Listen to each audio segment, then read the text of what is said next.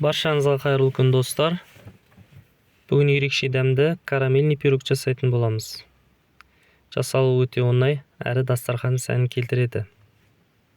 Достар, видеоның соңына дейін қараңыздар. Алдымен пирогтың қамырын жасаймыз. Песочный тесто шығу керек. Алдымен сары майды үккіштен өткіземіз. Және үстіне ұн, сода, қант қосып, жақсылап араластырамыз.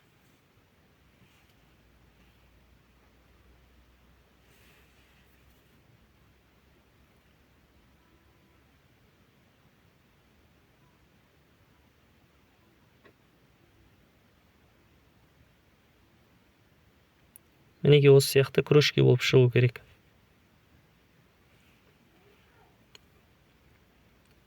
Енді бір жұмыртқа қосып, жұмсақ қамыр илейміз.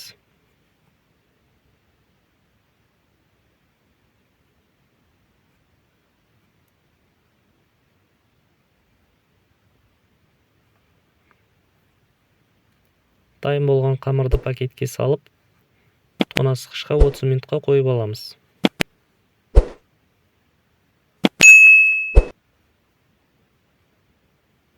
Енді салмасын дайындаймыз. 500 грамм қаймаққа бір банка вареный сгущенка және жұмыртқа қосып, жақсылап араластырамыз.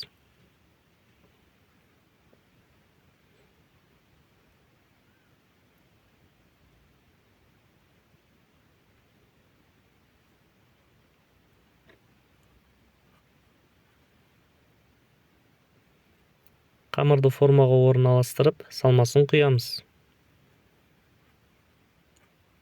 Одан кейін пеште 180 градуста 30-40 минутқа қойып аламыз.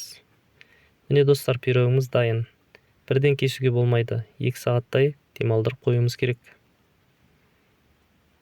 Достар, жасап көріңіздер, өте дәмді шықты.